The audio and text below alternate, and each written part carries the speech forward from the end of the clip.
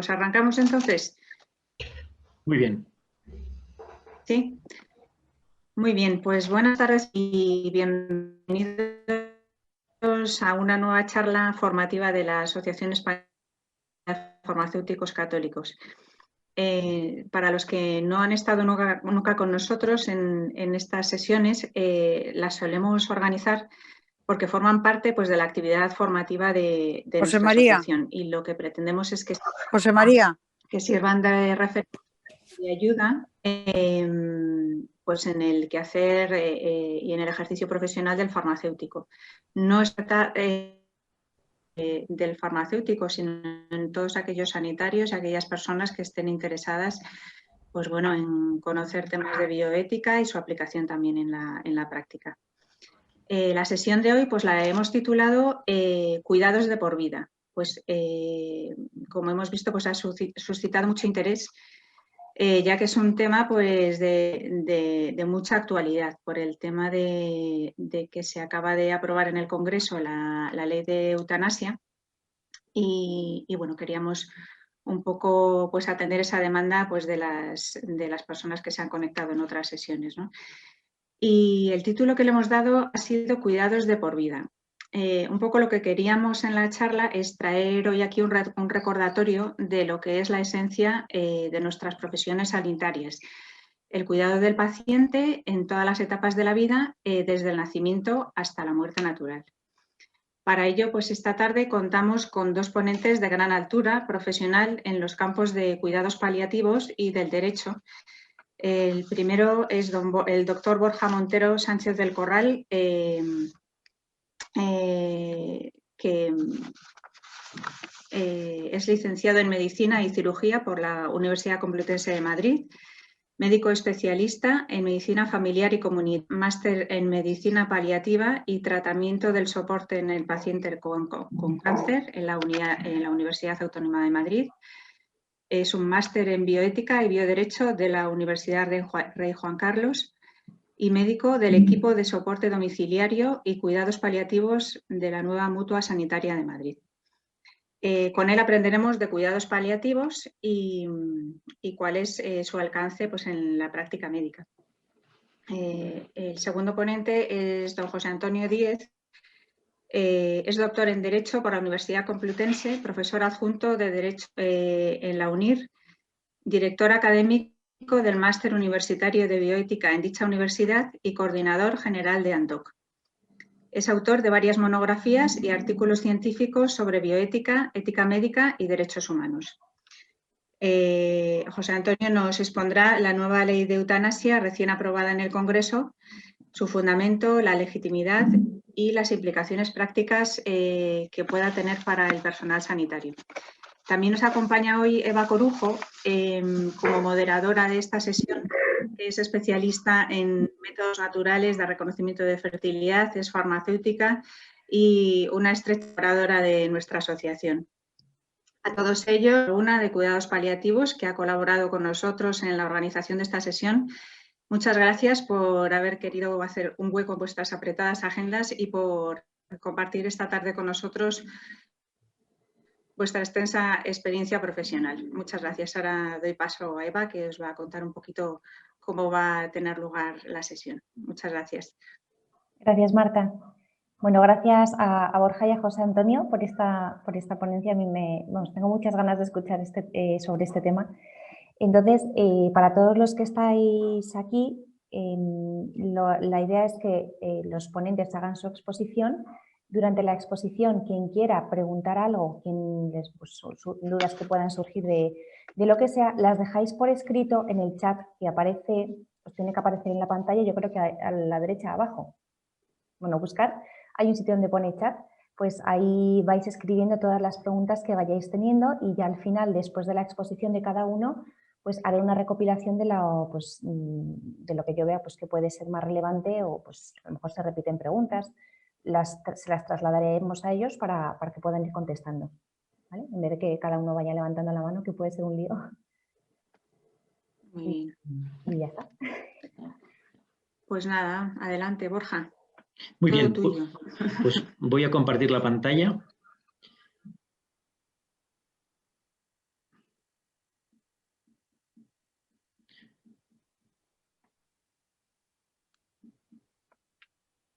Perdonar que se me descoloca. A ver.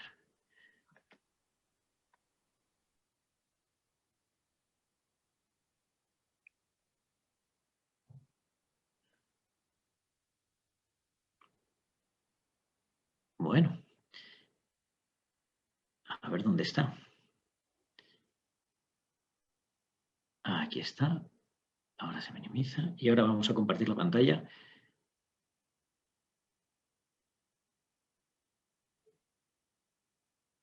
Qué cosa más sorprendente, porque no sale la presentación. Perdonadme que esto es algo que no me ha pasado todavía ninguna vez y no sé por qué no me deja. Voy a cerrarla y la vuelvo a abrir para que me deje. Quitamos esta.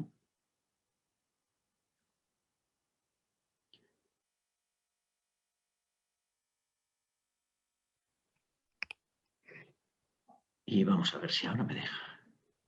Esto es. Ahora la comparto y la ponemos en modo presentación.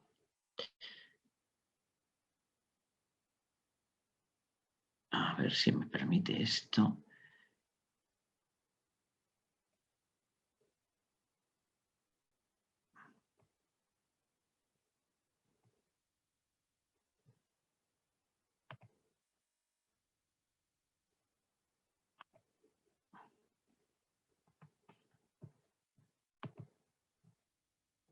Se solapa la ventana con la de Zoom y no me deja poner el modo presentación.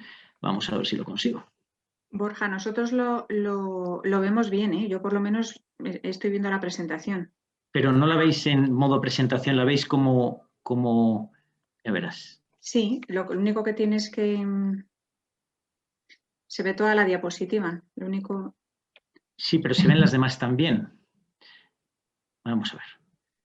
Bueno, siento mucho este pequeño inconveniente porque además no tenemos mucho tiempo y yo voy apurado porque quería contar muchas cosas, de manera que vamos a ver si yo consigo quitar esto de aquí. Es que no me deja quitar el menú, no me deja quitar el menú de... Ah, ya está, ya lo conseguí. Perfecto. Bien, ahí lo tenéis. Yo creo que ahora lo veis, ¿no?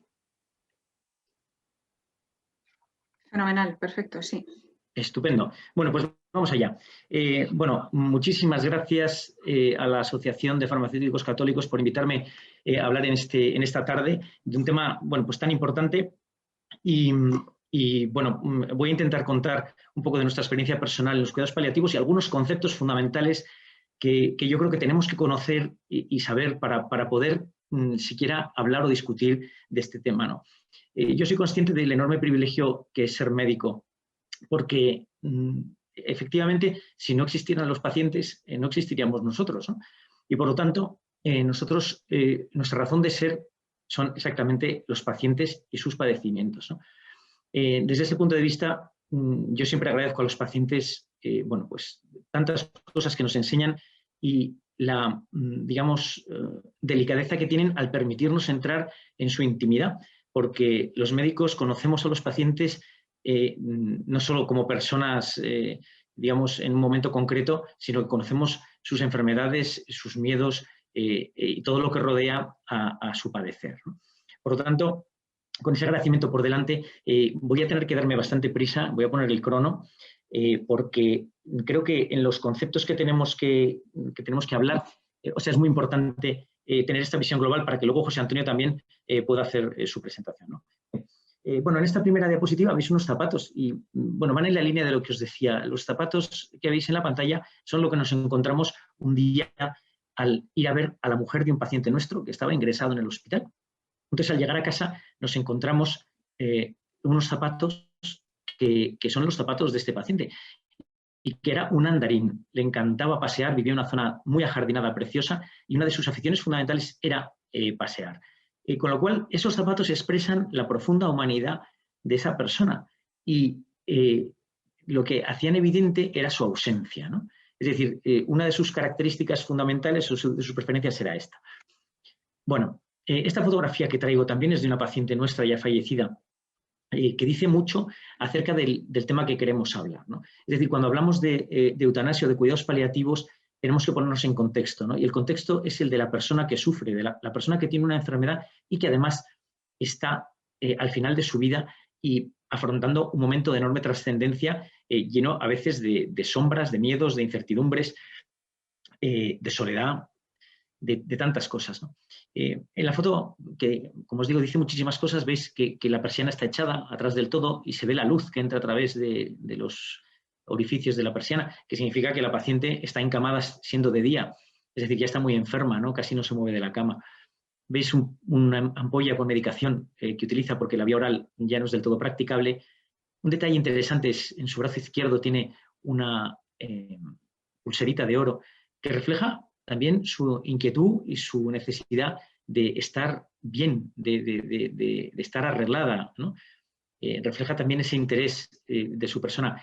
Me miraba con curiosidad, ¿no? Pensando que por qué le haría esa foto. Y también veis una jarrita que la persona que le cuidaba había dispuesto para que pudiera absorber algo de agua desde la posición en la que estaba. Y también, si nos fijamos con detalle entre la jarrita y el cabecero, hay un rosario que significa también la necesidad espiritual de esta paciente, ¿no? Es decir, cuando nos acercamos a una persona que sufre, no se puede simplificar, como se hace muchas veces en la sociedad, bueno, esto ya no vale la pena, no vale la pena la vida, si esta persona se quiere morir, pues muy bien, ¿no? Es decir, no podemos reducir las cuestiones que se refieren al final de la vida y a digamos, a esa ley que tenemos en ciernes y a esa como demanda supuesta de eutanasia, no podemos reducirla a una decisión autónoma puntual, ¿no? Sino que tenemos que tener en cuenta el contexto de donde estamos, ¿no? Y los médicos que vamos a las casas siempre decimos que nos tenemos que quitar los zapatos antes de entrar en la casa porque por pisar con la mayor delicadeza, porque en muy poco tiempo, en 2 horas, pasamos de no conocer a una persona a tener toda su información clínica del ingreso que ha tenido, cuál es su enfermedad, cuáles son sus antecedentes. Entramos en su casa, que es pues un lugar de profunda intimidad del paciente, donde el paciente nos recibe, no somos nosotros los que recibimos al paciente, es el paciente el que nos recibe a nosotros, ¿no? Y vemos pues, la decoración de su casa, sus fotografías, a sus seres queridos, su cuarto de baño, su cama, su pijama y al fin su cuerpo desnudo para poder explorarle y atenderle, ¿no? Es decir, la visión de una persona en esas circunstancias implica o debe implicar para los médicos el respeto más absoluto y la delicadeza mayor, ¿no? Esta foto también nos gusta mucho porque siempre que se ponen fotos de cuidados vemos manos que acarician, una mano encima de otra, como que consuelan, ¿no? Y esta foto es interesante porque veis, en la parte superior está la mano del paciente, es una mano inmóvil, rígida, sin retorcida, que no se puede abrir. Y la mano de su mujer está literalmente sosteniéndola, ¿no?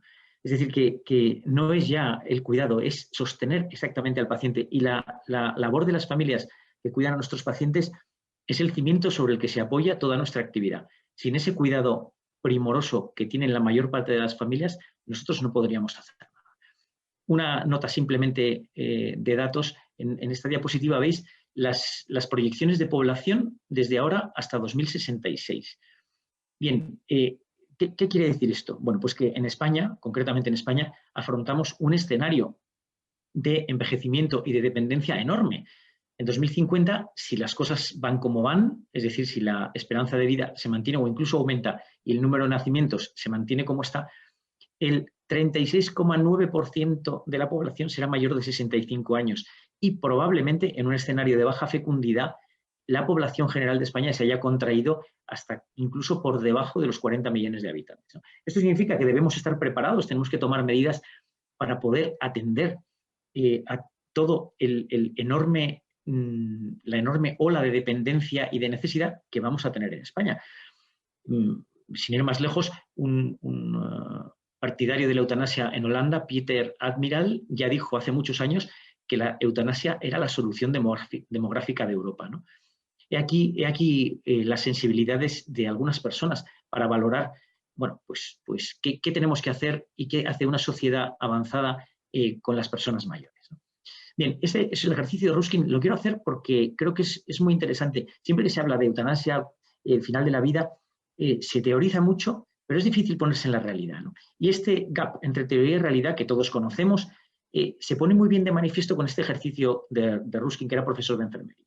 Bien, lo leo rápidamente y además voy a leer solo las cosas en negrita para tardar menos, ¿no? Nos encontramos en un escenario ante un paciente que tiene una situación pues, que no se comunica, no comprende la palabra hablada, balbucea de modo incoherente, parece desorientado, hay que darle de comer comidas blandas porque no tiene dentadura, no se interesa y coopera en el aseo, tiene incontinencia de orina y heces, hay que cambiarla a menudo, babea continuamente, su ropa está siempre manchada, no es capaz de andar bien, el patrón de sueños erráticos se despierta, despierta a los demás, en algunos momentos grita, está ahí en crisis. Pero esta es la teoría, una teoría que se nos pone delante de una situación, pues, en principio, nada deseable, ¿no? Es algo como, bueno, como que a uno le movería, en fin, a tener como ciertas actitudes, pues como de, primero, de no deseo en absoluto de estar así, y en segundo lugar, pues de incluso desesperanza, ¿no? Esta es la teoría y esta es la realidad. Es decir, este niño precioso cumple exactamente la definición que Ruskin hace en su planteamiento, ¿no? Es decir, la teoría y la realidad pueden ser profundamente distintas. Y cuando se plantean situaciones de final de la vida, pueden hablarte de un paciente que está en unas circunstancias concretas, una situación concreta, y que cuando lo veas te encuentras algo muy distinto. Por ejemplo, cuando te encuentras los ojos de un paciente que te mira, no se parecen nada al informe que habías leído de urgencias, ¿no? Un ejemplo dramático de teoría y realidad es este artículo publicado en el año 2012 en el Journal of Medical Ethics, que fijaros cómo se titula, ¿no? Aborto después del nacimiento, ¿por qué debería el niño vivir? Bien, esta es una manifestación de lo que ocurre cuando se retuerce la ley, ¿no? Es decir, ¿qué dicen estos dos autores, Ghibellini y Francesca Minerva?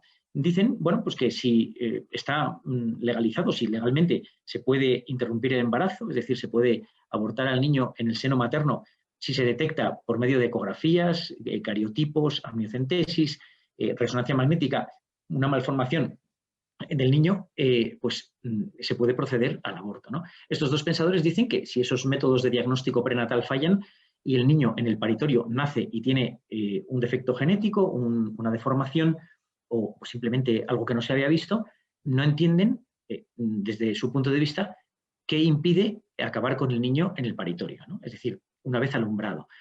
Claro, generó un revuelo terrible este artículo, pero estos autores dicen que no ven la diferencia entre una cosa y otra y probablemente tienen razón.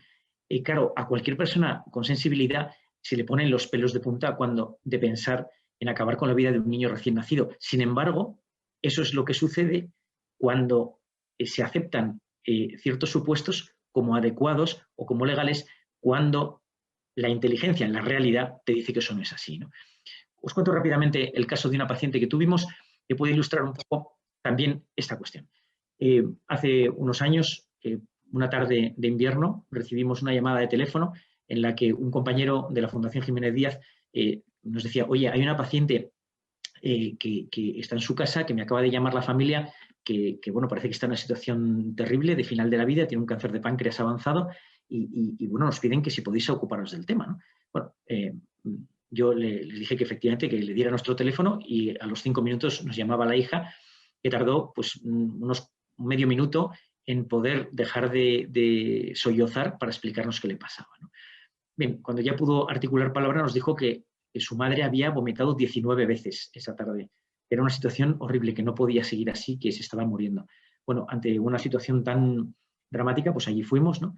Y al llamar a la puerta de la casa nos abrió su esposo, que también sollozando, llorando, nos decía, hay que sedarla, esto es horroroso. Bien, yo estaba un poco perplejo ante tanta, digamos, ante una cuestión tan directa, pero dije, bueno, quizá tenga usted razón, quizá no haya más remedio, pero bueno, vamos a verla, ¿no? Bien, y cuando entramos en la habitación, nos encontramos a esta paciente que estaba en su cama muy delgadita, absolutamente quieta, no se atrevía a moverse para nada, con las manos agarradas al embozo, pero con una mirada que no hacía pensar que estuviera agonizando. Sin embargo, al destapar las sábanas y ver su abdomen, pudimos ver lo que estaba causando el problema. No tenía el estómago más dilatado que yo he visto en toda mi vida profesional, ¿no? Era una cosa espectacular. No era la tripa entera, era solo el estómago, ¿no? Y a través de su piel finita y delgada de paciente se podía ver.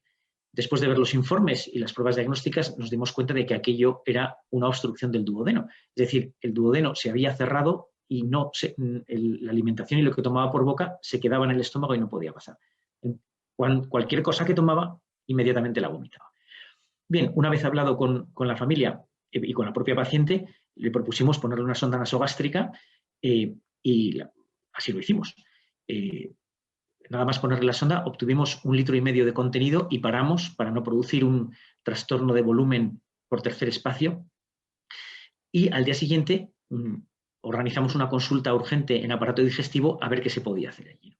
Bien, y nuestros compañeros de aparato digestivo, muy aguerridos, le hicieron una endoscopia y a través de 2 milímetros que quedaban de luz intestinal, de duodeno, pudieron meter un stent, un muelle, para dilatar el duodeno y poder hacer que la comida circulase. Bien, después de esto la paciente, por supuesto, después de poner la sonda ya no vomitó, se quedó a gustísimo, al día siguiente se le puso el stent, empezó a comer, empezó a encontrarse mejor, se levantó de la cama, ganó un poco de peso y se fue a su casa. Bien, esta paciente vivió un año entero con pocos síntomas, con una calidad de vida estupenda, se fue de vacaciones, se bañó en el mar y sus hijas recuerdan aquello como algo, pues prácticamente como un milagro, ¿no? Bien, la paciente al año, su enfermedad progresó y falleció. Falleció en su casa, rodeada de su familia, con buen control de síntomas y ahí terminó su patología, ¿no? Bien, este caso lo que nos dice es que ante el sufrimiento podemos tener 4 actitudes, ¿no? Que son abandono, el empeño en sacar al paciente adelante como sea, la eutanasia, que es acabar con su vida, o cuidar al paciente, que son los cuidados paliativos. Bien, en definitiva, el objetivo es buscar el bien del paciente, ¿no? Y en estas 4 opciones esto cabe, en algunas, en otras no. Aquí tenéis a Cecily Saunders. Me interesa que os fijéis en su rostro, ¿no? En ese rostro tan luminoso que tiene. Cecily Saunders, médico inglesa, es la madre de los cuidados paliativos tal como los entendemos hoy en día. Y lo que ella desarrolló en Inglaterra, me gustaría entretenerme un poco, pero no puedo, se resume en esta frase. No estamos aquí para ayudarte a morir, estamos aquí para ayudarte a vivir hasta que mueras. Bien, Saunders, si queréis leer sobre ella, hay muchísima información y hay algunos libros sobre su vida. Una mujer interesantísima, aguerrida, inteligente, humanísima y capaz de desarrollar los cuidados paliativos tal como los conocemos ahora, ¿no? ¿Qué son los cuidados paliativos? Pues casi una actitud. Los cuidados paliativos son para la vida, no para la muerte. Es decir, el objetivo central de los paliativos es luchar contra el sufrimiento. El enemigo a batir es el sufrimiento del paciente, no la persona, ¿no? Eliminar a la persona elimina el sentido mismo de la medicina paliativa, ¿no? Este concepto del dolor total que acuñó Cecily Saunders es muy interesante, ¿no? Porque el paciente enfermo, tal como veíamos en la primera diapositiva, una de las primeras, no tiene solo dolor físico, no solo tiene una enfermedad que le aflige, que le deja inapetente, que le causa dolor físico, sino que tiene también un dolor social por el entorno, por los medios económicos, un dolor emocional por su familia, porque lo que le rodea, o por sí, incluso por sí mismo, ¿no? Y un dolor espiritual que tiene que ver con la trascendencia y con el misterio que es la vida y la muerte, ¿no? Hay pacientes que al final de sus vidas llaman a personas y les piden perdón directamente, ¿no? Y con eso encuentran una enorme paz, ¿no? Bien, para aclarar conceptos, ¿qué es la sedación paliativa? Que esto lo vivimos en cuidados paliativos y es algo fundamental de entender, ¿no? La sedación paliativa es la administración deliberada de fármacos en las dosis y combinaciones requeridas para reducir la conciencia de un paciente con una enfermedad avanzada o terminal y tanto como sea preciso para aliviar adecuadamente uno o más síntomas refractarios con su consentimiento explícito, implícito o delegado. Esta es la definición de la Sociedad Española de Cuidados Paliativos. ¿Cuáles son las palabras clave de la sedación? La sedación es una indicación médica, es decir, la sedación no constituye en sí mismo algo opcional a priori, aunque podría ser solicitado por un paciente que tiene un gran sufrimiento, desde luego. La utilizamos ante un síntoma refractario. ¿Qué es un síntoma refractario? Pues aquel síntoma que no se puede aliviar con otras medidas. Por ejemplo, un paciente con un cáncer de pulmón y que tiene disnea, que tiene sensación de falta de aire, tiene una enfermedad muy avanzada, digamos, no hay una situación, una complicación que haga que se le pueda quitar la fatiga y a pesar del oxígeno, los corticoides, broncodilatadores, antibióticos, teofilina, y todos los medios, sigue teniendo una fatiga enorme y se está muriendo, ¿no? Eso es un síntoma refractario. En ese caso, ¿qué hacemos? Poner medicamentos de modo proporcionado para que el paciente no tenga esa sensación de ahogo, ¿no? Y hacerlo con proporcionalidad. Es decir, cuando yo escribo en la historia clínica que pongo un tratamiento, tengo que poder justificar profesionalmente que lo he puesto por este motivo y que le he puesto esta dosis por este motivo. Es decir, hacerlo de un modo racional. Aquí tenéis un ejemplo de una paciente nuestra que vive y que es un ejemplo de una situación como esta. Tuvo un ingreso a finales del mes de agosto del año 2020 en el que una situación catastrófica respiratoria pues hizo que los médicos, nuestros compañeros del hospital, se plantearan incluso la sedación. Pero lo hicieron bien, lo hicieron con proporcionalidad porque la paciente aguantó y salió adelante. Es verdad que la dieron de alta a casa un poco con la idea de que fallecería en casa porque estaba muy, muy, muy mal.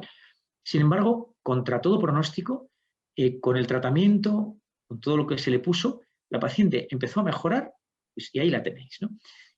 Y me interesa destacar que esta paciente tenía la percepción de que casi acaban con ella. Es decir, no sé si es porque en la sociedad ya hay un poco un magma de eutanasia, cuidado, que esto puede pasar, o porque no se lo explicaron bien, pero ella salió con la sensación de que un poco más y no lo cuenta, ¿no? Quiero decir que los pacientes son conscientes de estas cosas y es un poco dramático ver cómo puede llegar a pasar que esto genere desconfianza en la medicina. Una palabra sobre voluntades anticipadas es un documento interesante que puede ser útil en la línea de orientar la actitud de no mantener ciertas medidas en situaciones de falta de capacidad para decidir. Existen desde 2007, pero el dato interesante es el que está abajo del todo, ¿no? Es decir, la población mayor de 18 años en España es de 37 millones de personas. Pues el 99,27% no ha otorgado voluntades anticipadas. Es decir, no parece que haya mucho interés en la población general para anticipar cuestiones respecto a su muerte. Es decir, la gente está interesada en vivir, no en otra cosa. Vamos a definir la eutanasia. La eutanasia tenemos dos definiciones, la de la Organización Médica Colegial Sociedad Española de Paliativos y abajo la holandesa.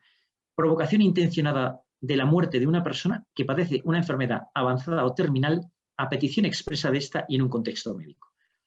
La holandesa omite la enfermedad avanzada o terminal y ya veremos después por qué, ¿no? Es decir, la eutanasia es provocar directa y deliberadamente la muerte del paciente. Muy importante desde el punto de vista conceptual, desde el punto de vista de entender las cuestiones al final de la vida. Los términos eutanasia pasiva, eutanasia indirecta, distanasia, ortotanasia, cacotanasia, todos son palabras derivadas que no conducen a confusión, que conducen a confusión. Y hay un acuerdo bastante generalizado en el mundo médico y en el mundo de la ética médica en no utilizarlas. ¿Por qué? Porque cuando un paciente rechaza un tratamiento no está, digamos, haciendo un tipo de eutanasia, está simplemente renunciando a algo que, o bien por sus valores o bien por su situación, parece inadecuado o simplemente el paciente no lo desea, ¿no? Las derivadas morales de esto son otra cosa, pero en cuanto a la ética sí tienen su importancia, ¿no? Ya en el año 2003 la Asociación Europea de Cuidados Paliativos se expresaba en este sentido, ¿no? No se debe utilizar otro concepto que no sea eutanasia. La eutanasia es la provocación directa y deliberada de la muerte del paciente. ¿Y qué es la eutanasia? Esto es la eutanasia, ¿no? Claro, cuando hablamos de sufrimiento, de final de la vida, muchas personas en la teoría se imaginan cosas, ¿no? Pero probablemente no se imaginan una fotografía como esta, ¿no? Donde veis a una paciente vestida de azul que mira de un modo un poco desafiante a la cámara, un señor a su lado que parece que la quiere, que la abraza, una espectadora un poco más allá y en primer plano un médico que está a punto de empujar ese émbolo y que va a introducir en la vena de la paciente una solución que le va a provocar la muerte en minutos, ¿no? Bien, voy a daros algunos datos rápidos porque ya me he comido 20 minutos y tengo que acabar cuanto antes. Esta es la evolución de la eutanasia en Bélgica, es el informe oficial de Bélgica. Como veis, desde la legalización en el año 2002 no ha hecho más que crecer el número de eutanasias. Concepto importante, la eutanasia en general ha pasado de ser un concepto ligado al sufrimiento, es decir, de la muerte por compasión, que digamos podría tener algunas personas que han vivido situaciones de enorme sufrimiento de sus seres queridos, podría explicarse que entiendan la eutanasia, ¿no? Cuando no han sido atendidos adecuadamente. Pero hemos pasado del concepto de muerte por sufrimiento o por compasión a que es una cuestión exclusivamente de la autonomía del paciente. Es decir, es el paciente cuando decide, es decir, que el que decide cuándo muere, ¿no? Sin tener en cuenta otras consideraciones. Con lo cual, digamos que ya empiezan a desaparecer conceptos como enfermedad avanzada terminal o tal, ¿no?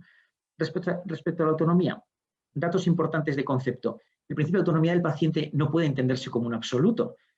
A nadie se le ocurre pedirle al médico, salvo que no esté en sus cabales, que le corte el brazo izquierdo. Dice que, mire, no estoy contento con mi brazo, no me gusta, ¿no? Entonces, yo vengo a que me corten el brazo. Evidentemente, eso que no obedece a ninguna indicación médica no se va a realizar, ¿no? La ley de autonomía del paciente es una ley muy interesante y muy buena que establece, un poco delimita cómo es este concepto de autonomía del paciente y cuáles son las obligaciones de los médicos y de la sanidad respecto a los pacientes. Y me interesa destacar este pensamiento de Daniel Callahan, ¿no? Cuando se argumenta que el suicidio asistido y la eutanasia son una cuestión de autonomía personal, Callahan dice, es un bioeticista norteamericano, dice que en tanto en cuanto implican a otras personas para llevarse a cabo, deben ser consideradas como una forma de participación comunitaria, ¿no? Y no puede argumentarse que es solo cuestión de autonomía. Máxime cuando esa acción o participación comunitaria va a implicar cambios en la legislación y el derecho, es decir, o el que sea ajustado derecho que una persona, en este caso los médicos, acaben con la vida de los pacientes, ¿no? Leon Kass también apunta algo interesante que dice que los pacientes no acuden al médico en función de su autonomía personal, sino porque están enfermos, ¿no?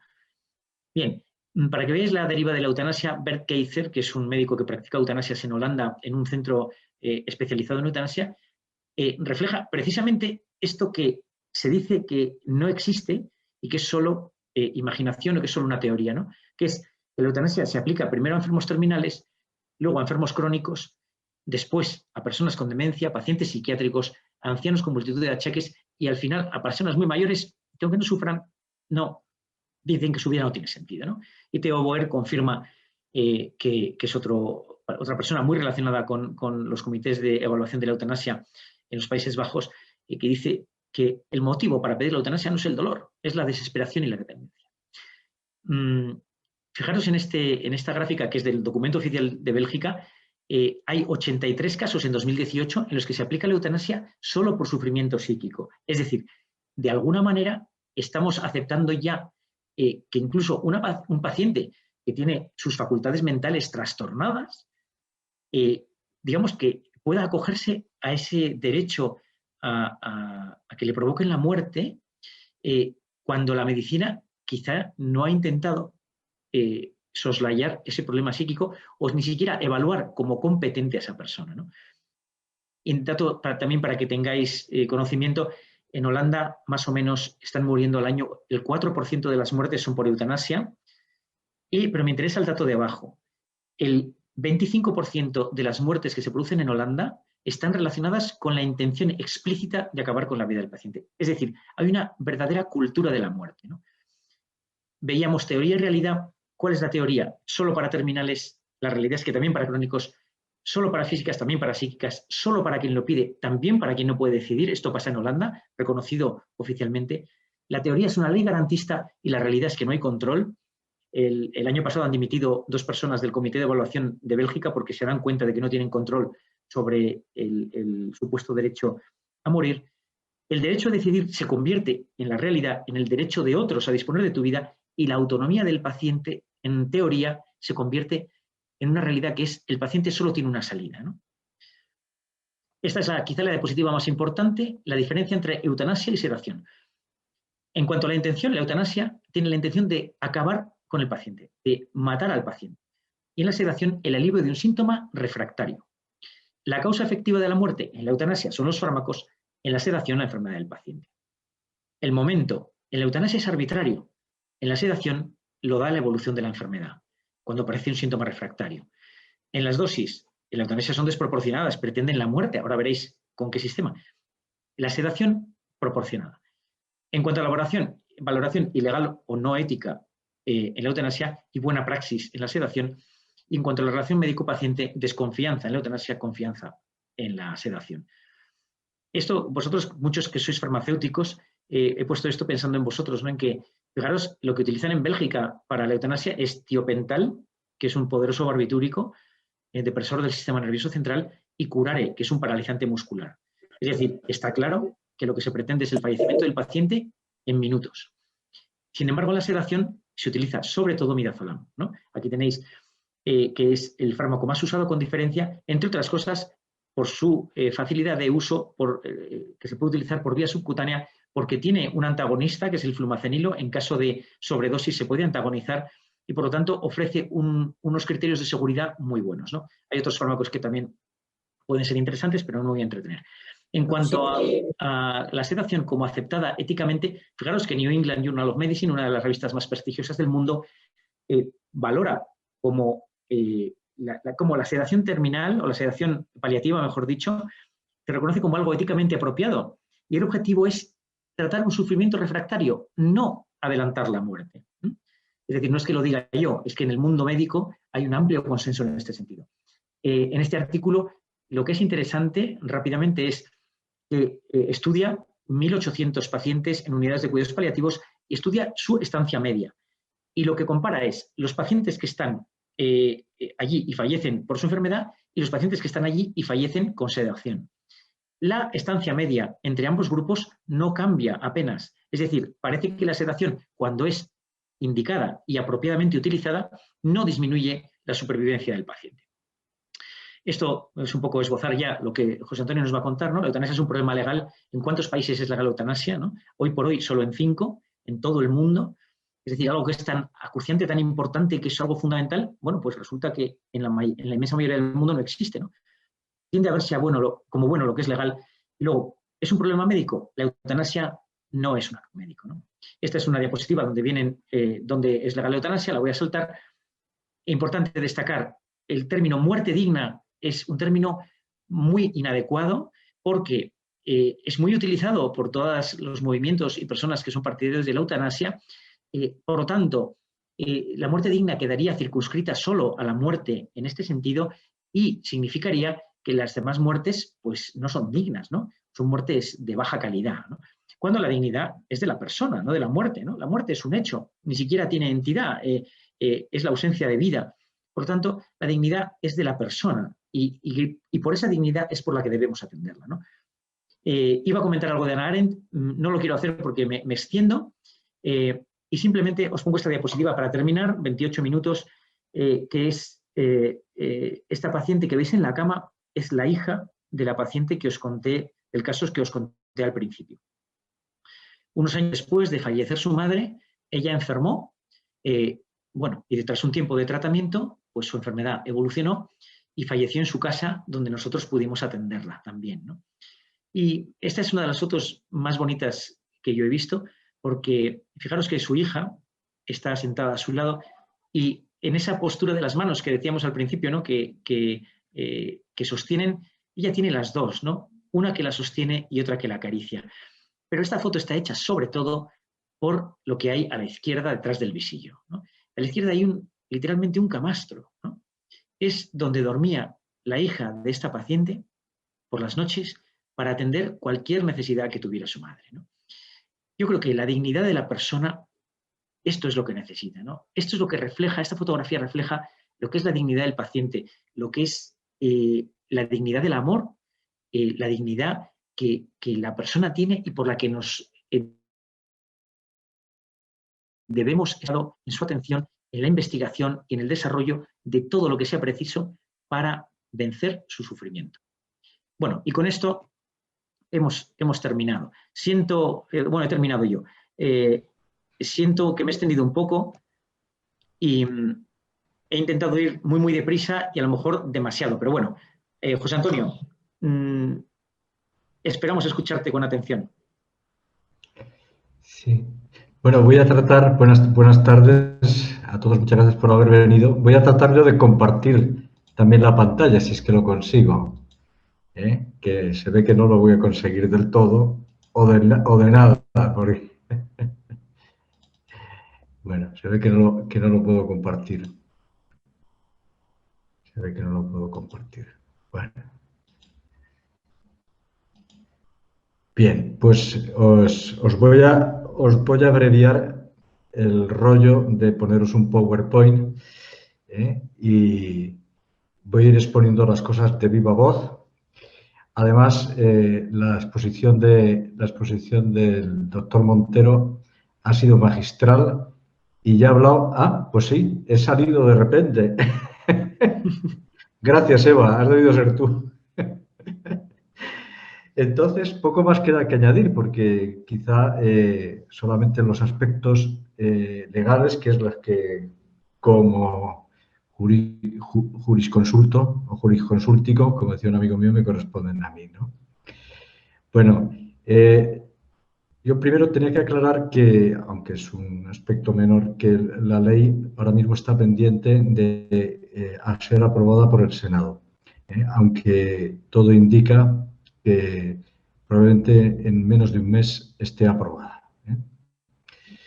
Entonces, bueno, yo lo primero que tenía que decir es que esta ley no ha sido debatida para nada con las asociaciones profesionales, científicas, no solamente españolas, sino también de otros países. Ha sido una ley que ha estado motivada por razones de índole exclusivamente políticos y no ha pasado un previo examen. Prueba es la cantidad de informes y de notas que han salido por parte de estas asociaciones científicas y asociaciones profesionales, pues cuestionando distintos aspectos según la naturaleza de cada asociación por ellos, ¿no?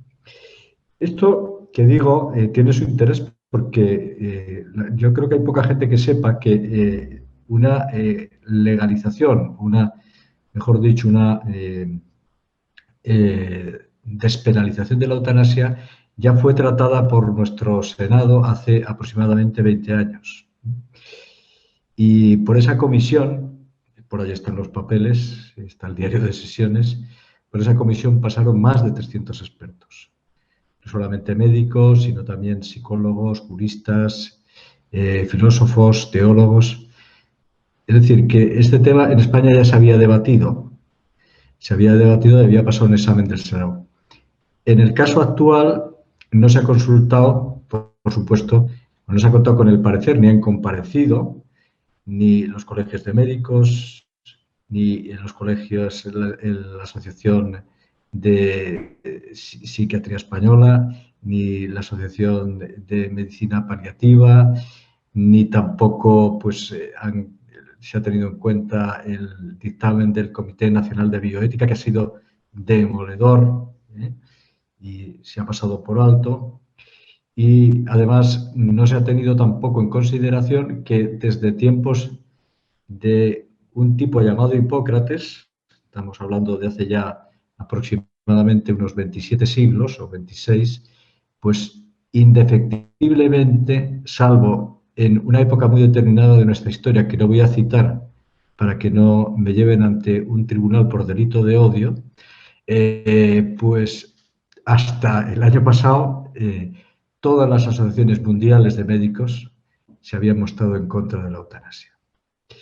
Bien, creo que esto es importante tenerlo en cuenta porque una ley cuando no es debatida y sobre todo cuando se han desoído los llamamientos a poner en marcha también un derecho universal a los cuidados paliativos que cerraría la puerta, aunque sea un asunto, como bien explicado el doctor Borja Montero, es ontológicamente y filosóficamente y médicamente, no es que se pueda decir contra la eutanasia y cuidados paliativos, son dos cosas totalmente distintas porque se apoyan en una visión del ser humano totalmente distinta, ¿no? Pero bueno, el hecho es que el no tener la salida de los cuidados paliativos puede llevar a mucha gente a solicitar la eutanasia. Tened en cuenta que en España, según Marcos Gómez Sancho, que ha sido el pionero de cuidados paliativos, muchos lo conocéis, en España hay aproximadamente, a fecha de hoy, por decir una proporción, porque las cifras son aproximadamente el 40% de los enfermos que necesitan cuidados paliativos no lo tienen. 40-50%. Es decir, él dice de un modo muy gráfico que el tener o no derecho a los cuidados paliativos depende de un código postal. Y esto tiene unas implicaciones muy graves, ¿no? Bien, yo no voy a entrar en las precisiones terminológicas porque las ha explicado magistralmente bien Borja, entonces voy a seguir, digamos, estas. Me voy a centrar en la exposición de motivos y sobre todo, veremos un poquito cómo ha cambiado el paradigma de la relación médico-paciente. Daré también, pues mostraré, aunque ya lo ha explicado muy bien Borja, que digamos que la invocación del dolor insufrible o del padecimiento incurable ha empezado, digamos, ya desde hace mucho tiempo, los países que tienen experiencia eutanásica a pasar a un segundo plano y a pasar a un segundo plano el paciente, en definitiva, y que son los médicos los que controlan todo el proceso eutanásico. Es decir, haya habido una subversión absoluta del paradigma de la ética médica, ¿no? Bien, no me voy a entretener, voy a ir a lo jurídico y procurad no dormiros porque lo jurídico es de lo más aburrido que hay, aunque haya algunos tipos chiflaos que nos guste y que vivamos de ello, por lo menos desayunemos y comemos con lo jurídico. Bien, yo voy, no sé si es que estoy tocando aquí donde no debo, pero van saltando las diapositivas de una a otra. Bueno, bien. Primer concepto clave desde el punto de vista jurídico. Sabéis que el derecho lo que trata es de defender valores o bienes jurídicos dignos de protección. Bueno, pues hasta ahora, de acuerdo con nuestra Constitución española, pues el derecho a la vida era un valor fundamental y no existía un derecho a la muerte. Bueno, pues con esta ley de eutanasia se crea un nuevo derecho. Déjalo ahí, sí que sí, es la exposición de motivos. ¿Cuál es el nuevo derecho? Pues es el derecho a solicitar que un médico te cause la muerte. ¿Esto qué supone? Desde el punto de vista de los derechos humanos, supone que si un médico, un profesional de la salud, se niega a prestar ese servicio, está limitando, cuando no cercenando, un derecho fundamental. Esto yo creo que no hace falta explicar las consecuencias. Por más que exista, que hablaremos al final, la objeción de conciencia, esto pone a los médicos en una situación enormemente complicada. Porque denegar una eutanasia es denegar un derecho fundamental. Nuestra ley no ha despenalizado la eutanasia. Es decir, no ha pensado que este tipo de comportamiento, aunque es un comportamiento rechazable, no se va a castigar penalmente. No. Ha investido a todos los ciudadanos que reúnan en determinadas condiciones del derecho a morir cuando lo deseen. Esto creo que es un tema importante, ¿no? Bien. Luego decía que esta ley se ha debatido muy poco. Se ha ignorado la opinión de los expertos, también de los expertos jurídicos. No se habla con el Consejo de Estado, no se habla con el Consejo Fiscal, no se habla con el Consejo General del Poder Judicial, aunque el Consejo General del Poder Judicial ahora está para pocos debates, bastante tienen con sobrevivir día a día y aguantar presiones, ¿no? Entonces, simplemente quien lo ha asesorado, yo he estado varias veces en conferencias con Fernando Marín, que es una figura destacada del movimiento de ayuda a muerte digna, es un médico que es un iluminado,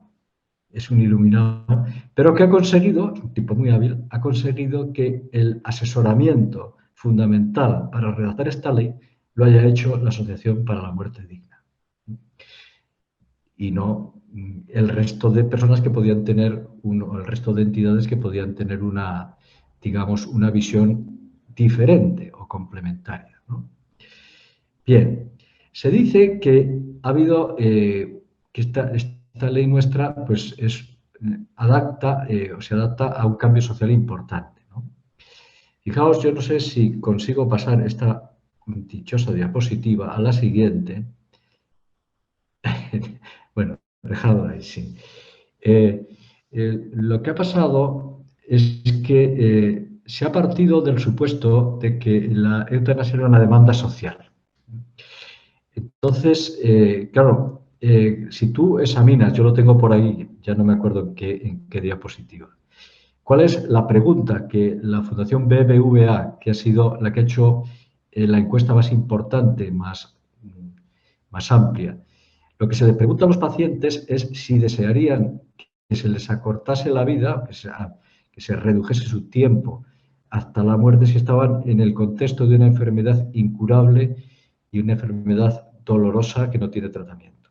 Claro, evidentemente, si tú haces esa pregunta al ciudadano de la calle, ese que cuando le hablas de cuidados paliativos dice, ojo, eutanasia, no hay una formación, ¿no? Pues evidentemente el 70% te va a decir que sí, que él no quiere sufrir, que él, si está en una situación irreversible, pues le parece muy natural solicitar que se le acorte el tiempo de vida y se le acorte el sufrimiento, ¿no? De hecho, a mí me llama mucho la atención, porque la noticia salía antes de ayer mismo, que un famoso bioético, nada sospechoso de ser, digamos, de una línea provida, que es Koldo Martínez, que ha sido uno de las personas que han comparecido en el comité del Senado, ha dicho que él entiende que las encuestas que se han hecho sobre la eutanasia son absolutamente insostenibles. Y Koldo es partidario de la eutanasia. Bien. Bueno, la experiencia de los países en que se ha legalizado, que esto es muy importante en el derecho sobre todo, antes hablaba Borja de que hay 5 países, hay alguno más, reciente, ¿no? Es decir, que aparte de los 3 países del que antes llamábamos Benelux, Bélgica, Holanda, Luxemburgo, la eutanasia está también aprobada en Suiza, bueno, más bien el suicidio asistido, está aprobada en algunos estados de Australia, está aprobada en Nueva Zelanda y está aprobada, curiosamente, en un país como Colombia.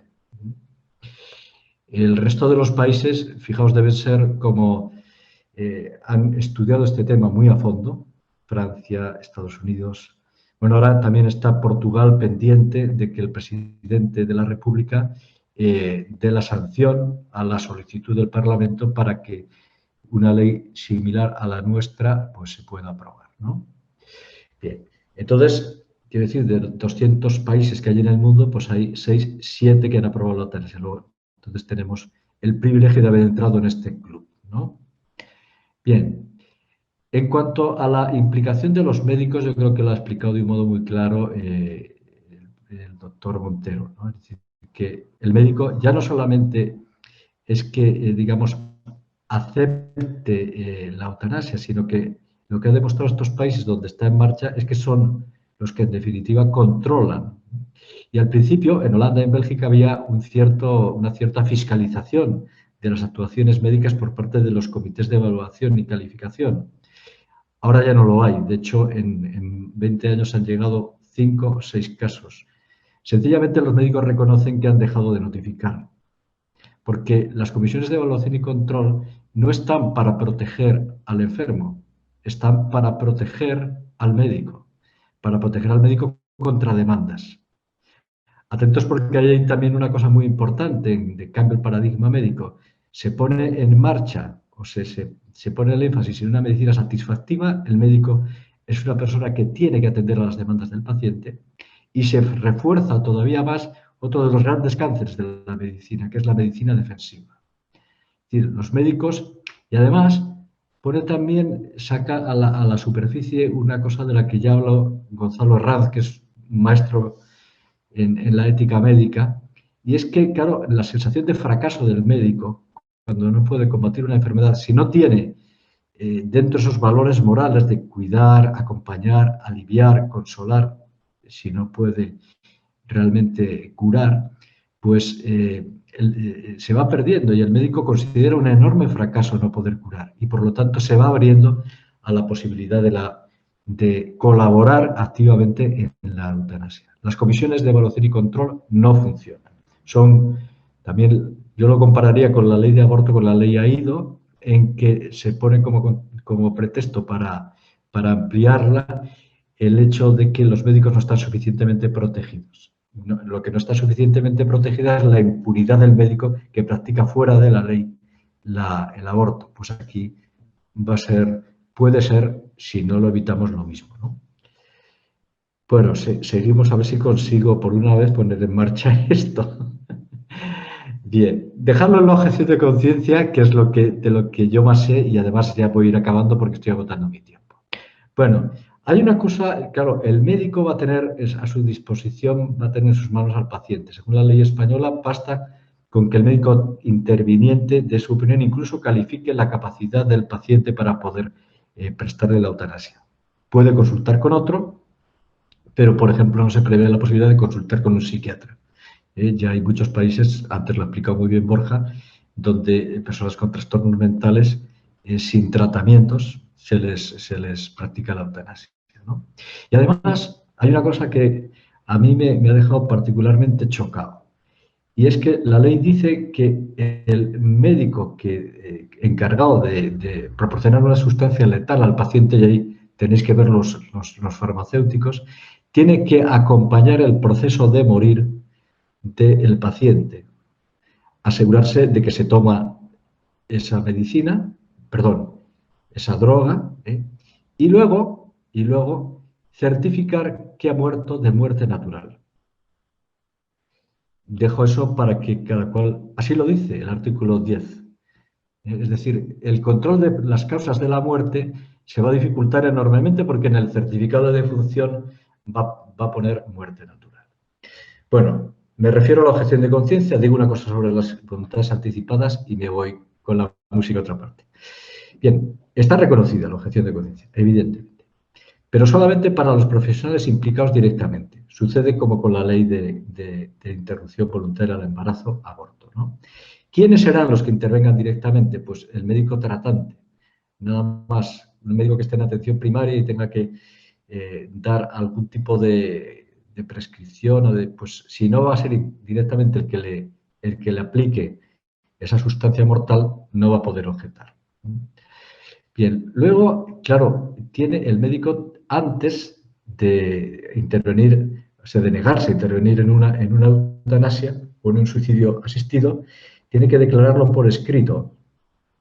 Es decir, que se obliga a que, aunque no se te, todavía no sabes si te va a plantear esa posibilidad o no, tienes que declararte objetor. Y además registrarte en un registro de objetores. Esto, en la mayor parte de los países que han autorizado la eutanasia, no se han atrevido a tamaño, ¿cómo diría yo?, ataque a la libertad de conciencia y a la actividad profesional. Porque las listas de objetores, hasta la Organización Médica Colegial, que no es una, digamos, han dado la batalla, pero tampoco es que se hayan matado. Y créanme que conozco muy bien los colegios de médicos. Pues se niega, no ve grandes problemas en que estas listas no se conviertan en listas negras, porque sí, la administración sí puede consultarlas. Y yo que he defendido en los tribunales a varios objetores de conciencia del aborto, sé que un objetor de conciencia, pues es muy fácil que sea discriminado profesionalmente. O cambiado de sitio, o pierda pluses, o pierda promoción, etcétera, etcétera, ¿no? Entonces esto es enormemente peligroso. Y por último, las voluntades anticipadas. Pues antes ha explicado muy bien Borja que es ese documento de voluntades anticipadas y que en España lo ha hecho muy poquita gente. Yo creo que hay un caso, y yo estoy también con un grupo de médicos, farmacéuticos, profesionales de enfermería, promoviendo perdonad que hable de mi libro, pero lo voy a contar aquí, ¿no? Una asociación acaba de nacer que se llama EUVITA. Nosotros hemos facilitado, hemos puesto a disposición de todo el mundo, y lo pondré a disposición vuestra también, un documento de voluntades anticipadas, pensando sobre todo en esos más de 2 millones de ancianos, de gente sola, ancianos y solos, que pueden acabar en un hospital sin posibilidad de defenderse.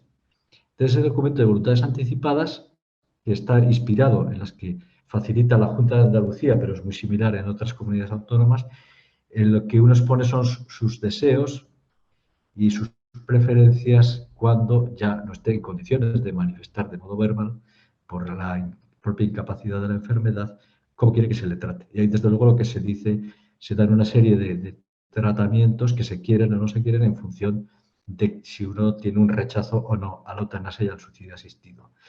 Este es un problema con el que nos vamos a encontrar. La gente mayor o la gente discapacitada. Me he olvidado antes de decir que también Naciones Unidas, el Comité para la Defensa de los Derechos de los Discapacitados ha mandado una seria advertencia al gobierno español. Porque, claro, los discapacitados son carne de cañón. Sobre todo, es quizá el problema más grave. Las personas que tienen enfermedades que le producen una discapacidad importante, estos puede ser donde más daño haga la ley de eutanasia. Entonces, os recomiendo que visitéis la página web de UPITA para que veáis el trabajo que se está haciendo y que, desde luego, mi consejo es que, en cuanto podáis, penséis en un representante que tenéis que nombrar para que figure en vuestra documentación clínica, para el caso de que no lo podéis manifestar y que no caigáis en manos.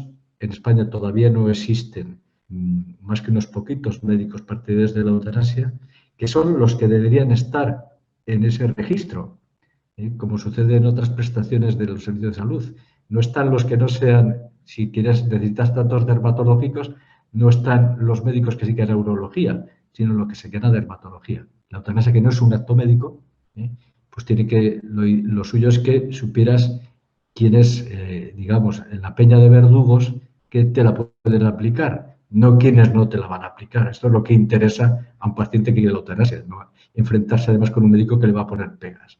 Esos son los que deberían estar en los registros, no por mala idea, sino porque es lo lógico. Son los que van a prestar el servicio, no los que no lo van a prestar. Porque el médico lo que está haciendo es sencillamente defendiendo su libertad profesional, su libertad de conciencia, y está defendiendo la salud y la vida de sus pacientes. No está imponiendo modo de pensar. Muchísimas gracias. Me he pasado un poquito del tiempo. Quedo a vuestra disposición para las preguntas. Se me han quedado muchas cosas en el tintero, pero yo creo que a partir del minuto 15 o 20 la gente ya no retiene. Le entran ganas de cenar y ya no presta atención. Vosotros sí, pero... Muy bien, muchas gracias por vuestra atención y nada, estoy aquí dispuesto a contestaros las preguntas, sobre todo las que sean más jurídicas. Bueno, muchísimas gracias a los dos por la claridad. La exposición ha sido bastante buena, a mí me ha situado bastante. Y bueno, os voy a hacer algunas preguntas que han ido dejando por aquí. Voy a empezar con las preguntas para ti, Borja, ¿vale? Muy bien. Bueno, por ir con un poco de orden, pues preguntaban, es que si existen contactos de interés en caso de necesitarse cuidados paliativos, a dónde acudir, un poco, pues, sitios de referencia. Muy bien. Bueno, veréis, realmente lo que decía José Antonio, que contaba Marcos Gómez Sancho, ¿no?, que depende de tu código postal, es un poco verdad. La estimación de la Sociedad Española de Cuidados Paliativos es que cubrimos muy poquito por encima del 50% de la gente que los precisa, ¿no? Pero el mecanismo, digamos, en la sanidad pública es solicitar los cuidados paliativos a través del centro de salud. Es decir, si tenéis algún familiar, alguna persona conocida que está en una situación de enfermedad avanzada, a través del centro de salud, primero se valora la situación y existen en Madrid, en todas las áreas sanitarias, existen equipos de soporte domiciliario y cuidados paliativos que atienden a las personas en casa. Es verdad, bueno, son gente fantástica, yo conozco muchos de ellos, trabajan a altísimo nivel en coordinación con el hospital. Y además existe en Madrid, concretamente, un servicio que se llama PAL 24, que se puso en marcha hace no muchos años y que consiste en que la información de los equipos que atienden a los pacientes está integrada en una plataforma que el Suma 112 conoce y tiene acceso, y por lo tanto en los días festivos o los fines de semana, si surge alguna necesidad por parte del paciente en seguimiento por paliativos, se puede resolver a través del Suma 112, ¿no? Yo creo que esto es el objetivo, digamos, como de sentido común, ¿no?, de que los cuidados paliativos sean 24 horas al día, 7 días a la semana. Y bueno, insisto, en la ley de la Comunidad de Madrid, en la ley sobre al final de la vida de la Comunidad de Madrid, se obliga, en teoría, a todas las instituciones públicas y privadas a que tengan desarrollados equipos de cuidados paliativos. Otra cosa es que se haga, ¿no? Y sobre el apoyo a los familiares, formación o apoyo a los familiares, ¿eso existe? ¿Hay algo? ¿Se tiene en cuenta? Bueno, en las páginas, por ejemplo, de la Asociación Madrileña de Cuidados Paliativos, tiene algún apartado en este sentido. Es verdad que en esto falta muchísima información, es decir, muchísima gente cuando les mandan para casa con su familiar enfermo, pues no saben muy bien cómo hacer y necesitan el apoyo, ¿no? Es verdad que los centros de salud también, muchos de ellos trabajan muy bien en el contacto con el paciente en el domicilio, pero efectivamente hay mucha falta de información, ¿no? Hay mucha falta de información. Otra pregunta que hacían es si, bueno, si en tu opinión, o bueno, por lo que nos puedas contar, si crees que se dedica suficiente dinero a la investigación y a dotar de recursos a los cuidados paliativos. Pues yo, a ver, no es muy fácil estimar ese dato, ¿no? Sí que en las publicaciones que podemos leer, pues hay grupos en España, por ejemplo, en la Universidad Internacional de Cataluña, hay un grupo capitaneado por Josep Porta, Albert Balaguer y Cristina Monforte, súper interesante. Han abierto una investigación muy profunda sobre el deseo de adelantar la muerte. Es decir, un fenómeno que vemos con cierta frecuencia en los pacientes que atendemos. Cuando alguien se encuentra muy mal, tiene dolor, desazón, malestar, astenia, llega un momento en el que dice, yo no puedo vivir así, ¿no? No puedo vivir así. Y expresa como un deseo de morir. Claro, eso no significa que esté pidiendo la eutanasia, lo que significa es que necesita ser atendido, ¿no? Por ejemplo, este grupo, ¿no? En algunos autores como Alberto Alonso, que es el coordinador de la Unidad de Cuidados Paliativos Hospitalaria del Hospital La Paz, ha escrito un montón de artículos y han investigado mucho sobre, por ejemplo, preferencias del paciente a la hora de buscar el lugar de fallecimiento, en el domicilio, en el hospital, sobrecarga del cuidador, muchas cosas. Pero ciertamente, yo creo que si algo nos falta en España, es un verdadero soporte y un verdadero impulso para la investigación y motivar a los profesionales a que investiguemos, a que profundicemos, a que vayamos más allá, pensando sobre todo en el bien del paciente. Muchas gracias. Otra pregunta más, está un poco más relacionada a los farmacéuticos. En la farmacia, ¿cómo poner en valor la vida con sufrimiento, los beneficios de los cuidados paliativos y cómo formarnos en ellos desde pues, los profesionales que están en las oficinas de farmacia? Pues fíjate, yo creo que la farmacia cumple una labor de enorme proximidad con las familias de los pacientes. De hecho, simplificáis muchísimos procesos, se proponen muchas cosas y el acompañamiento y la ayuda en la gestión de lo que le pasa al paciente es fundamental, es clave. Es verdad que los equipos intentamos cubrir lo que el paciente necesita, pero o sea, hay tantos aspectos, ¿no? Desde el punto de vista de la farmacia en acompañamiento y en consejo profesional que yo creo que, vamos, tenéis muchísima labor por delante. Y sobre todo, si ya hablamos de un ámbito de la medicina paliativa, no ya en el paciente que se está muriendo, sino en lo que ahora mismo dibujan los paliativos, que es el paciente crónico complejo, ¿no? Hay tantos aspectos del paciente crónico complejo que necesitan el apoyo y el consejo de farmacia, que yo creo que hay muchísimo. En cuanto a formación, bueno, pues, no sé qué deciros exactamente, ¿no? Es decir, que quizá, o sea, deberíamos empezar, claro, la discreción es un asunto importante, ¿no? Yo creo que la farmacia es un sitio donde a veces se hacen consultas, es un poco violento, ¿no? Porque la gente consulta cosas como muy demasiado explícitas en el mostrador, ¿no? Quizá buscar a lo mejor un contacto telefónico, un momento aparte para poder aconsejar, para poder orientar, yo creo que puede ser un camino. Y acompañar, ¿no? Sobre todo acompañar a la gente. Muchas gracias. Bueno, yo creo que no me dejo ninguna pregunta. Luego, si alguien se queda con alguna Hay algunas, Eva, hay algunas en el chat. Pero... Sí, estoy viendo, es que están todas un poco mezcladas.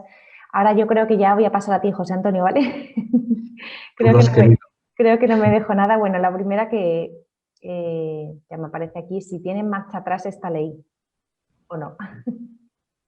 Marcha atrás. Como decías que en un mes ya se supone que va, ¿no?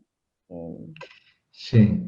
Bueno, vamos a ver. Hombre, los milagros siempre existen, pero yo creo que basta abrir los ojos de la realidad social que tenemos y política.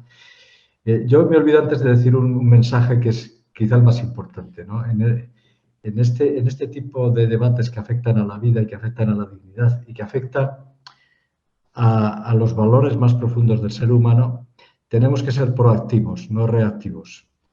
La verdad es que es muy complicado combatir contra la exaltación de la autonomía de la libertad, la autonomía absoluta, sin restricciones. Luego, lo que tenemos que poner cada vez más en valor, como dicen ahora los tertulianos, es un nuevo tipo de ética que es apasionante, que es la adecuada al ser humano, que es la ética del cuidado. Yo doy filosofía del derecho y doy bioética y creo que la ética del cuidado, tanto ante las personas como ante la naturaleza, es nuestra manera de vivir nuestra libertad y nuestra entrega a los demás, de aprovechar la libertad al máximo. O sea, ética del cuidado. Tenemos que poner, digamos, en la balanza una ética digna del ser humano, de manera que acabemos con la cultura de la muerte de una forma que, digamos, que satisfaga las necesidades más íntimas del ser humano. Y en ese sentido, los cuidados paliativos son una vía formidable, ¿no? Pero vamos, marcha atrás, puede haber un milagro, puede caerse el Ispasat, yo qué sé, le puede dar, bueno, no quiero decir nada que pueda suponer un ataque, un menosprecio a los políticos, pero mucho me temo que no. Luego se recurrirá probablemente al Tribunal Constitucional, eso, creo que eso sí lo van a hacer. Aquí hay otra pregunta que dice, el artículo 14 obliga a todo centro de practicar la eutanasia. ¿Es posible una objeción de conciencia institucional? ¿Y qué pueden hacer los hospitales de inspiración cristiana o que apuesten por la atención paliativa? Bueno, vamos a ver. Se ha escrito en el foro y además por una persona a la que quiero mucho, que la objeción de conciencia es individual, es verdad. La conciencia es individual. Pero existe una cosa que se llama ideario, ¿eh? Y entonces, en los hospitales que tengan un ideario de defensa de la vida, están amparados por la ley para, digamos, defender su ideario y tratar, porque evidentemente tú vas a esos hospitales porque quieres un tipo determinado de atención, ¿no? Y te confías en los ideales que mueven a las personas que lo están haciendo. Por tanto, no podrán plantear en términos puros una objeción de conciencia institucional porque el código, por ejemplo, el código de ética médica dice que no existe la objeción de conciencia institucional. Hay países donde sí existe, pero por la vía de la defensa del ideario, como un colegio de inspiración cristiana y otros tipos de instituciones o de entidades que tienen inspiración cristiana o musulmana o del tipo que sea, pues no puedes, tienen también su derecho a la libertad de conciencia y a la libertad ideológica. Yo creo que debemos ir por esa vía. Muy bien, muchas gracias. Otra pregunta de Juan Carlos García Vicente. ¿En la ley aparece alguna vez el juez como garante de la libertad y voluntad del paciente? Es decir, que su petición no ha sufrido presiones y tenía el pleno uso de sus facultades. No. Vamos a ver. No, y es lógico. Es decir, la ley va a crear conflictos. Entonces, cuando crea conflictos, para eso están Lo que pasa es que, claro, tienes que llegar a tiempo porque un muerto no puede declarar. ¿Qué es lo que pasó con el doctor Huerte del Hospital de Leganés? Pues claro, ¿qué iban a decir los médicos, los pacientes que habían muerto por dosis inadecuadas, letales? Pues lo único que podían decir es, y no estaba muerto, no, que estaba tomando cañas. O sea, ya no ibas a hacerles una autopsia. Luego entonces, claro, efectivamente hay un plazo de 15 días para reiterar la eutanasia. Si hay discrepancias entre el médico y el paciente que la solicite, es bastante posible que acabe judicializándose. Entonces sería el momento en que interviniera un juez. pero propiamente, claro, la ley no cita quienes van a controlar todo el proceso son las comisiones de evaluación y control, pero que más bien lo que van a controlar es que se cumplen los requisitos y que a un médico, depende de quién esté en esas comisiones, si se van a ser autonómicas, va a depender mucho de las personas que formen parte de esas comisiones. Pero ya, digamos, a nivel legal o deontológico, si quieres, ya si se va al nivel jurisdiccional, pues tendrá que plantearse una denuncia o una demanda, que llegue a tiempo antes de que ya no haya nada que hacer, porque el paciente ha fallecido y solamente te queda reclamar daños y perjuicios, una indemnización, ¿no? No sé si a don Juan Carlos con esta respuesta le he convencido, pero el juez no aparece por allí. Una pregunta para Borja. ¿Un médico se puede negar a tratar a un paciente que pretende recibir eutanasia sin que se le culpe de abandono? Bueno, es una buena pregunta. Yo creo que el abandono es cosa distinta, ¿no? Es decir, de hecho, algún paciente en mi vida profesional ha habido 2 pacientes que me han solicitado expresamente la eutanasia, ¿no? Y uno de ellos, en realidad me estaba preguntando hasta dónde estaba dispuesto a llegar para atenderle, ¿no? Entonces, yo creo que si el médico, a pesar de las dificultades, permanecemos en contacto con el paciente y estamos dispuestos a tratarle en sus necesidades, pero le decimos, mire, hay una cosa en concreto, ¿no?, que es provocarle la muerte, eso no lo voy a hacer en ningún caso, ¿no? Probablemente si es una persona decidida y hay una ley vigente, lo que hará es buscar otro médico, ¿no?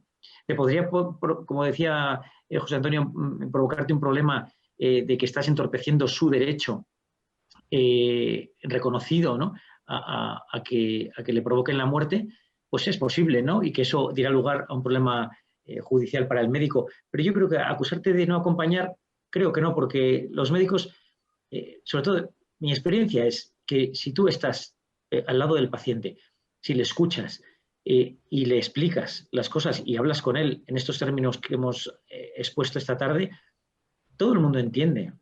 Todo el mundo entiende. Y sobre todo, incluso a lo mejor podrías descubrir que la desesperación del paciente empieza a reducirse, ¿no? Uno de los problemas fundamentales del deseo de muerte, lo que define, digamos, a un posible suicida como, digamos, riesgo vital, es la desesperación.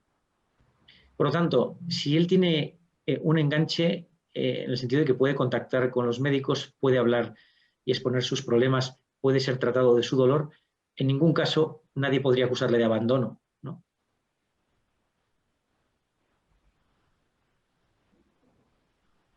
Bueno, una pregunta que la contestáis el que queráis, porque no sé muy bien. En la proposición de ley orgánica parece que no queda claro, es una pregunta de María Jesús López, me parece que no acaba de quedar claro el modelo que se pretende llevar a la práctica, ¿no? Que se incluye el suicidio asistido, quién es el médico consultor, cómo se elige, cómo se pretende gestionar en la atención primaria. Bueno, Borja, no sé si, vamos, es una ley orgánica que se tendrá que desarrollar pues a través de reglamentos que incluirán todos esos detalles. No hay efectivamente el modelo es la ley holandesa, es la ley belga, son los modelos, digamos, jurídicos que más se parecen. Pero, digamos, sí hay un modelo claramente antropológico, un modelo ético, y es en la sublimación de la autonomía personal. Es decir, que tú no has elegido venir a este mundo, pero sí debes poder elegir el momento en el que quieres morir. Y esa es una decisión autónoma y es una decisión que nadie te puede. Es decir, podríamos poner otros ejemplos de cómo este principio de autonomía absoluta lleva a una sociedad absolutamente desestructurada y una sociedad sobre todo en que prima la ley del más fuerte, porque no hay sometimiento a la ley ni hay sometimiento a la conciencia. Este es el modelo, es un modelo yo diría que es un modelo, voy a utilizar una palabra un poco fuerte, nihilista. No sé si esto los tratadistas del derecho constitucional lo emplean, pero no va a ninguna parte, ¿eh? O sea, lo único que pretende es, me parece a mí, no digo que se haga a propósito, ni mucho menos, hay que dejar siempre en salvo las buenas intenciones, pero en la práctica es que al final, como está sucediendo en Holanda, en estos países, hay mucha gente que muere en contra de su voluntad, se puede, no sé si esto se ha aprobado ya, pero las personas mayores de 70 años pueden encargar un kit de eutanasia en su farmacia. Es decir, que digamos que pone en marcha todo un mecanismo y todo un tipo digamos, de conciencia que lleva a la disolución de la conciencia, en definitiva.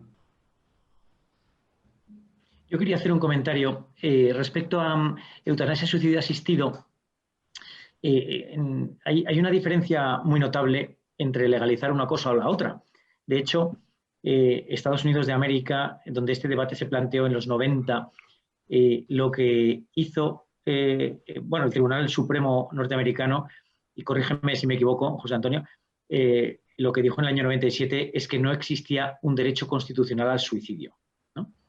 Sin embargo, sí permitió que algunos estados regulasen esto, pero no despenalizaron la eutanasia. Y es una medida, yo creo que práctica e inteligente, porque de alguna manera preserva el hecho de que algunas personas, digamos, con un concepto radical de la existencia, puedan llevar a cabo ese acto, pero salvaguarda, digamos, la acción médica en general, porque el médico en ningún caso tiene cobertura legal si provoca la muerte del paciente. Otra cosa es el problema, digamos, ético o moral del médico que prescribe la medicación, pero desde el punto de vista jurídico es una diferencia esencial.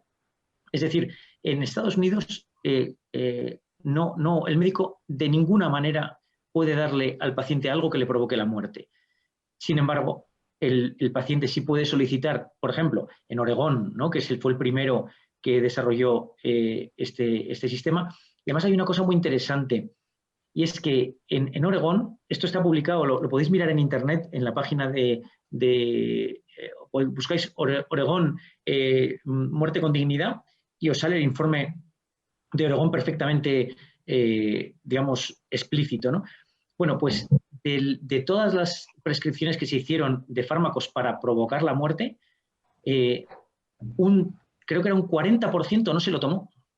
Es decir, habían pedido la medicación y no se lo tomaron, lo cual abre también, digamos, un tema importante, que es la decisión del paciente en la eutanasia es ejecutada, es decir, el paciente es ejecutado, pero el suicidio asistido depende exclusivamente de su voluntad. Por lo tanto, puede que lo guarde en un armario y lo tenga ahí por si acaso y no se lo tome, como pasa en muchas ocasiones, o puede que se lo tome.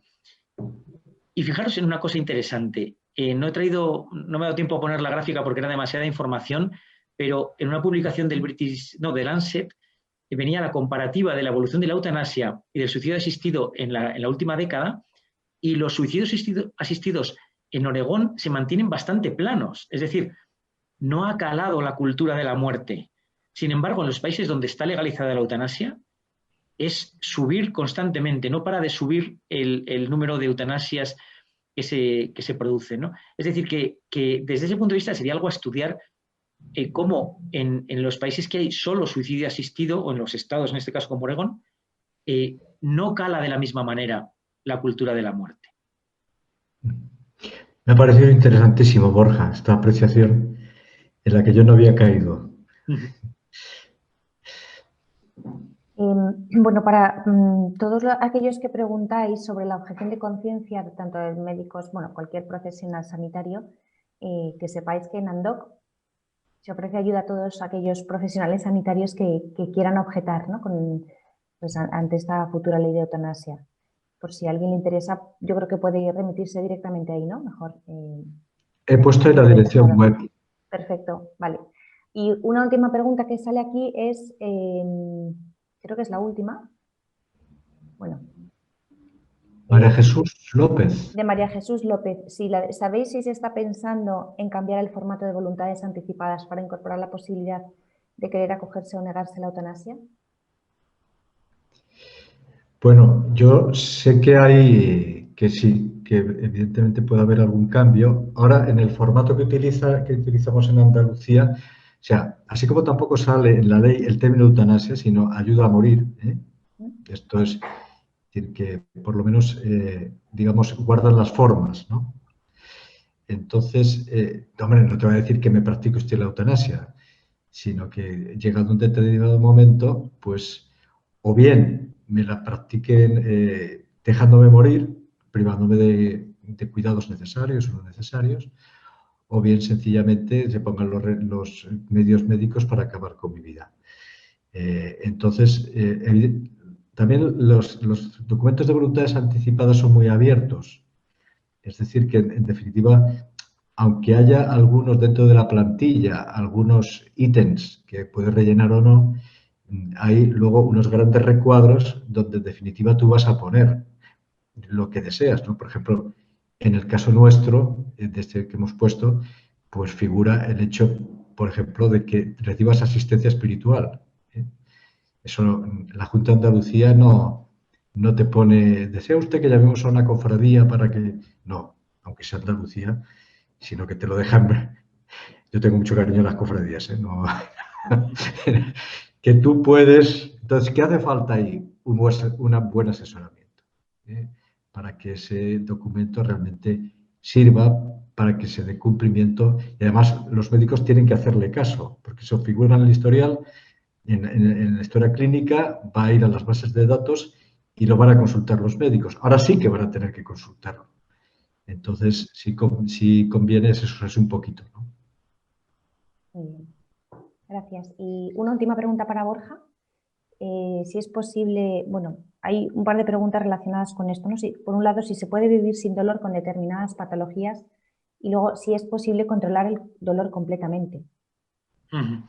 Es una buena pregunta, ¿verdad? Porque es verdad que en los cuidados paliativos hay veces que nos las vemos y nos las deseamos para poder aliviar al paciente.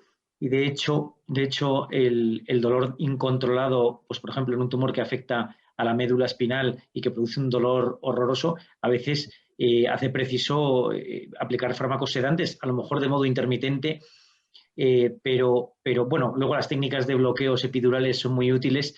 Pero es verdad que hay dolores muy difíciles, ¿no? Es cierto. Y bueno, es verdad también que tenemos muchísimas herramientas. Es decir, yo quiero que en general no tengáis miedo o no tengamos miedo, ¿no? Porque yo también me puedo poner enfermo. No tengamos miedo porque hay muchísima capacidad para tratar las enfermedades y ahora los pacientes que vemos es un escenario distinto del que veíamos hace 15 años, ¿no? Las técnicas de analgesia son poderosísimas. Los farmacéuticos sabéis muy bien que tenemos un arsenal de analgesia muy potente. Tenemos fármacos coadyuvantes. Incluso se puede plantear la cirugía, ¿no? En caso de que haya, digamos, algo que se pueda hacer quirúrgicamente, ¿no? Por lo tanto, cuando nos encontramos ante un síntoma refractario, la sedación es una herramienta extrema que se puede aplicar, que es éticamente aceptada y que, bueno, incluso os animo, por cierto, a leer la Carta Samaritanus Bonus del Papa Francisco. Explica fenomenal desde el punto de vista del ser católico y desde el punto de vista, yo creo, también de lo existencial y de la propia filosofía, todos estos aspectos respecto al final de la vida, ¿no? Y la Iglesia acepta la sedación cuando es proporcionada y adecuada. Es decir, que la Iglesia es comprensiva y la patología a veces es durísima, ¿no? Entonces, bueno, hay muchos medios y yo creo que hay que confiar, buscar y ponerse en manos de los médicos más expertos en dolor, ¿no? Muchas gracias. Ya, yo creo que ya está, ya no hay más preguntas, creo que hemos cubierto todo. Sí, ha estado muy animado. Sí, muchísimas gracias a los dos, de verdad. Ha sido muy interesante. Ha sido un placer. Imagino que esto se grabará y sí, luego ya me está grabado. pondré en contacto con Borja para hacerle alguna propuesta no deshonesta, pero sí. Ha sido un Muy placer. bien, Disfruto pues mucho. bueno, de parte de la asociación queríamos... Di, Marta, di, que Ay, yo no me callo ni debajo del agua. Ni te preocupes, es que de repente se me va la conexión y no sé si nos estábamos solapando. Yo me espero.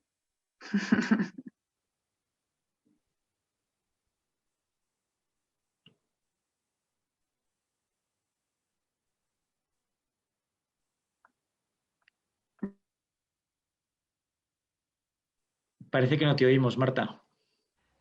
Pon el sonido, Marta. Ah, ya está. ¿Solucionado? Sí. ¿Perdón? ¿Me oís ahora? Sí, perfectamente. No sé si querías decir alguna cosa más, José Antonio, que te he dejado ahí un poco en el aire. No, ya hemos torturado bastante a los asistentes. Nada, yo, vamos, lo único que quería hacer era un poco despedir un poco a todo el mundo, dar las gracias, daros las gracias a los dos, porque ha sido de verdad un placer el poder escucharos a los dos, cómo controláis, domináis, que aunque la situación se nos está poniendo complicada, para nosotros es un descanso saber que estáis ahí, que sabéis y que apoyáis. Entonces, pues bueno, muchas gracias por todo, por vuestro tiempo. Y bueno, también pues decirnos a todos los sanitarios pues que tenemos por delante una tarea bastante dura en cuanto a formación, en cuanto a, bueno, pues que necesitamos también poner en valor eso que comentamos antes, ¿no? La vida de cada persona, que nos comprometamos más en nuestra profesión con el paciente. Yo creo que la gente, si se siente cuidada, no va a situaciones desesperadas y bueno, que vamos a por ello entre todos, ¿no? Muchas gracias, Marta. Desde luego que sí. Yo, de todas maneras, yo soy optimista por naturaleza y quiero deciros que yo no pierdo la esperanza y, como dice José Antonio, con toda probabilidad se va a recurrir la ley al Constitucional y yo creo que el Constitucional tiene un papel muy importante porque se enfrenta a algo verdaderamente trascendente, ¿no? Es decir, reconocer el derecho a la muerte es una cosa gordísima y además implicaría afectar a las profesiones sanitarias, como también ha dicho José Antonio, de un modo radical. Es decir, desaparecería en buena parte la confianza de muchísimas personas en el sistema sanitario y, por lo tanto, yo tengo mi esperanza puesta en que el Constitucional le ponga algunas trabas importantes al desarrollo de la ley. Vamos a ver si Dios quiere y esto es así. Muy bien, yo comparto, no tanto en cuanto al Tribunal Constitucional, sino en cuanto a la actitud de asociaciones como farmacéuticos católicos y tanta gente que no solamente es buena, sino que además está bien preparada, porque no basta ser bueno en esta materia. Hay que estar muy bien preparado y tener un gran corazón, porque en definitiva, me despido con Dostoyevsky, la belleza es lo que salvará el mundo, no los políticos ni el Tribunal Constitucional. Entonces, Pues muy bien. Nada, muchísimas gracias a todos y bueno, ya os convocamos a la siguiente sesión formativa que tenemos planteada pues para finales de abril. En este caso,